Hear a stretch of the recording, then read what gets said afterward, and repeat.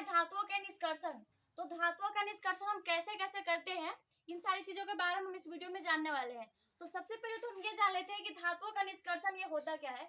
तो सांद्रित अयस्क से धातु प्राप्त करने की पूरी क्रिया को ही क्या कहते हैं, धातुओं का निष्कर्षण कहते हैं।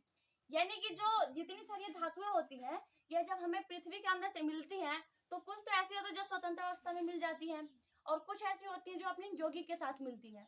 तो यानी कि उन धातुओं से, यौगिक के धातुओं में से शुद्ध धातु प्राप्त करना ही क्या कहलाता है, धातुओं का निष्कर्षण कहलाता है। यानी कि पूरी प्रक्रिया जो हम करते हैं धातु, शुद्ध धातु प्राप्त करने के लिए, वही क्या कहलाता है, धातुओं का निष्कर्षण कहलाता है। तो जो धातुओं का निष्कर्षण है, ये कई चरणों में पूरा होता है। इसके लिए हम बहुत सारी चीजों करके तब इसका हम क्या करते हैं, इसे धातुओं का निष्कर्षण करते हैं। तो चलिए हम इनके विधि जान लेते हैं कि कैसे कैसे हम धातुओं का निष्कर्षण करते हैं।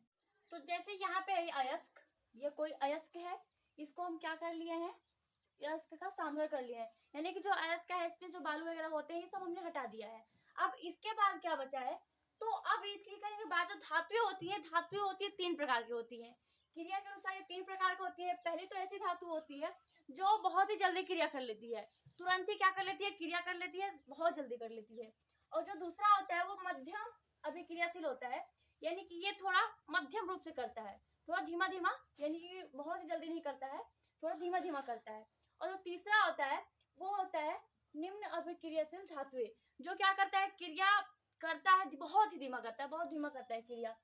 और जो, चलिए तो हम पहला पढ़ लेते हैं, ये उच्च अभिक्रियाशील धातुएं जो होती है, इसका हम निष्कर्षण कैसे करते हैं। तो इसका हम क्या करते हैं, इसमें सबसे पहले क्या करते हैं, गलित धातु का विद्युत अपघटन, विद्युत अपघटन इसका गलित धातु का कर देते हैं, और इससे हमें क्या प्राप्त हो जाता है, शुद्ध धातु प्राप्त हो जाता है। यानी कि इसमें गलित धातु में क्या करते हैं कि विद्युत धारा प्रवाहित कर देते हैं, और शुद्ध धातु के यहाँ से क्या हो जाता है, हमें प्राप्ति हो जाता है। अब हम चलिए जान लेते हैं मध्यम अभिक्रियाशील धातुएं, यानी ऐसे धातुएं जो क्या करती है, मध्यम रूप से क्रियाशील होती हैं। तो इनका जो क्या होता है, ये धातुएं दो प्रकार की हो सकती हैं। पहला तो ऐसे धातु जिसमें क्या होता है, कार्बोनेट अयस्क हो, और दूसरा तो ऐसा धातु जिसमें क्या हो, सल्फाइड अयस्क हो। तो जो कार्बोनेट अयस्क वाला धातु होता है, तो इसमें क्या करते हैं, ये ऐसा, तो इसको हम क्या करते हैं, निस्तापन विधि से निष्कर्षण करते हैं। और जो सल्फाइड व अयस्क वाला होता है, इसे हम भर्जन विधि से निष्कर्षण करते हैं इसका। तो ये निस्तापन और भर्जन विधि क्या होते हैं, ये मैं आपको बता दूं। तो चलिए निस्तापन विधि जान लेते हैं। निस्तापन क्या होता है, तो निस्तापन उस सांद्रित अयस्क को उसके गलनांक के नीचे ही गर्म करते हैं, और ये जब तक गर्म करते हैं कि धातु का ऑक्साइड हमें प्राप्त हो जाए। यानी कि इसमें निस्तापन में क्या होता है, सांद्रित अयस्क को उसके गलनांक के नीचे ही गर्म करते हैं। गलनांक यानी कि जैसे कि हम मान ले कि ये 100 डिग्री सेल्सियस पे क्या होता है, ये पिघल जाता है।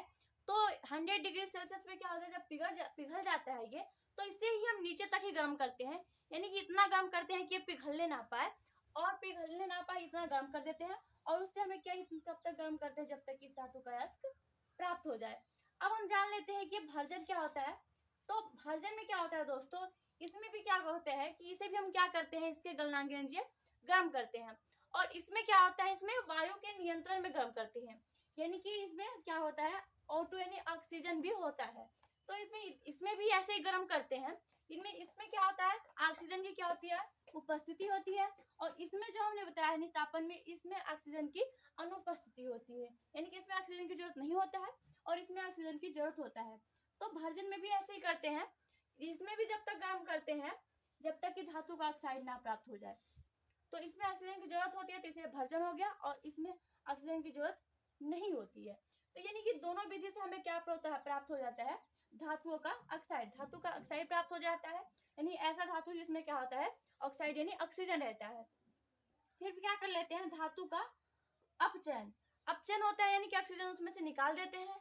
तो क्या बचा अब, केवल धातु। तो धातु का आप क्या करते हैं, हम शोधन करते हैं। यानी कि धातु अभी पूरी तरीके से क्या होता है, उसमें से कुछ ना कुछ यौगिक अभी रह जाते हैं, इसीलिए हम धातु का क्या करते हैं, फिर दोबारा उसका क्या करते हैं, अच्छे से फिर उसका शोधन करते हैं। तो ये रहा, दोनों तरीके से हम क्या करते हैं, कार्बोनेट वाली अयस्क को हम निस्तापन करते हैं, और सल्फाइड अयस्क वाले को हम क्या करते हैं, भर्जन करते हैं। और दोनों को करने के बाद हमें क्या प्राप्त हो जाता है, धातु का ऑक्साइड। और धातु के ऑक्साइड में हम क्या करते हैं, अब चयन कर देते हैं और यहाँ से क्या हो जाता है, धातु का शोधन हो जाता है। अब हम बात कर लेते हैं निम्न अभिक्रियाशील धातुएं। ऐसी धातुएं जो क्या करती हैं, बहुत ही धीमा क्रिया करती हैं, बहुत धीमा क्रिया करती हैं। तो इसका हम क्या करते हैं, सल्फाइड अयस्क, ये सब इसमें क्या होता है, सल्फाइड अयस्क होता है, जिसका हम क्या करते हैं, भर्जन करते हैं, और भर्जन करने में हमें क्या प्राप्त हो जाता है, यहाँ से धातु की प्राप्ति हो जाती है। तो दोस्तों ये रहा अयस्क का सांद्रण, जो धातुएं होती है ऐसे हम अयस्क का क्या करते हैं, सांद्रण करते हैं।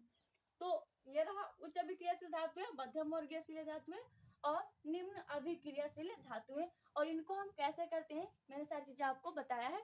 तो दोस्तों मुझे उम्मीद है कि आपको इन सारी चीजों के बारे में जानकारी हो गई होगी। यदि आपका कोई प्रश्न होगा इससे रिलेटेड तो आप हमसे कमेंट बॉक्स में पूछ सकते हैं। Thank you.